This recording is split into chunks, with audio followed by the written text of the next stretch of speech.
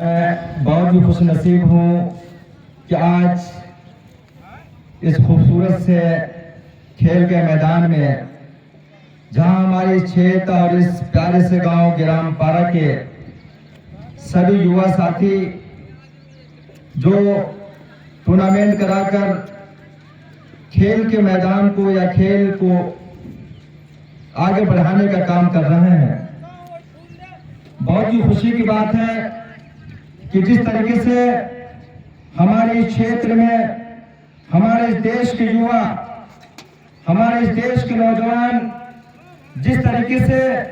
संघर्ष कर रहे हैं, मैं अपने सभी सम्मानित नौजवान साथियों से कहना चाहता हूं कि जिस तरीके से आप सभी लोग अपने गांव और अपने क्षेत्र में एक टूर्नामेंट कराकर, और बहुत सारे ऐसे हमारे साथी हैं जो दंगल भी क्षेत्र में करवाते हैं, बहुत ही शानदार। इससे आपस में भाईचारा, इंसानियत और आपस में एकता पैदा होती है। लेकिन मैं बहुत ही खास बात अपने दोस्तों से कहना चाहता हूं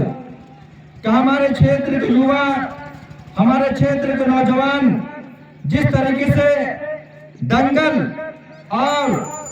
तमामी खेल जैसे टूर्नामेंट से लेकर और भी बहुत सारे ऐसे खेल हैं, जिस तरीके से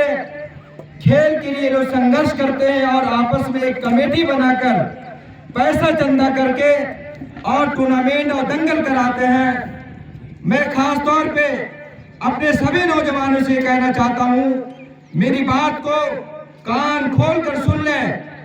ये लोग हमेशा नौजवानों को मैं एक नसीहत करना चाहता हूं कि आप लोग एक ऐसी कमेटी बनाइए, और उस कमेटी को इसलिए बनाइए कि हमारे क्षेत्र में और हमारे गांव में आप कमेटी के लोग ये देखें कि हमारे क्षेत्र का या हमारे गांव का कौन सा ऐसा बच्चा है जो शिक्षा के मामले में, तालीम के मामले में तो पढ़ने में बहुत तेज है, बहुत ही होशियार है, लेकिन उनके माता पिता के पास, उनके मम्मी पापा के पास इतने पैसे नहीं है वो अपने बच्चों को एक अच्छी शिक्षा दे सके।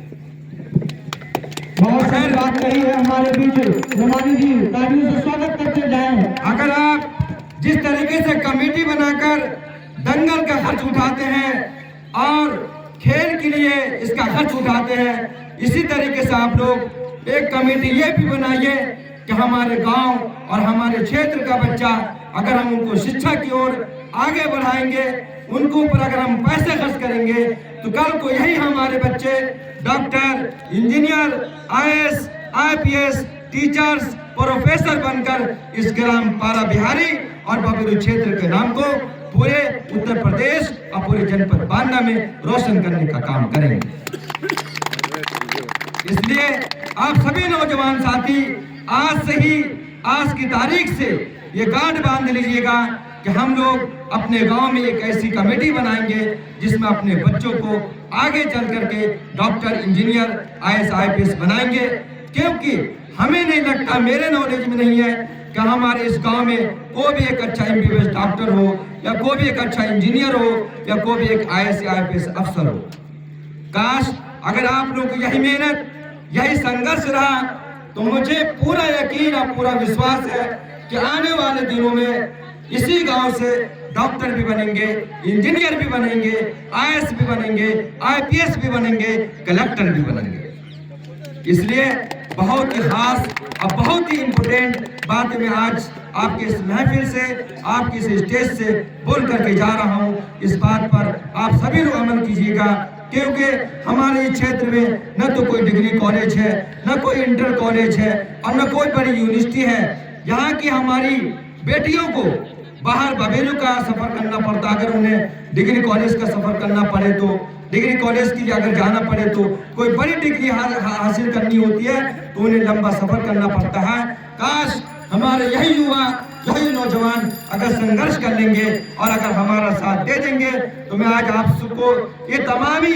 लोगों की महफिल में इस स्टेज से ये ऐलान करके जा रहा हूँ कि आने वाले दिनों में इसी क्षेत्र में एक बड़ा डिग्री कॉलेज भी होगा, जिसमें हमारी माँ बहनों को कोई भी तकलीफ का सामना नहीं करना पड़ेगा,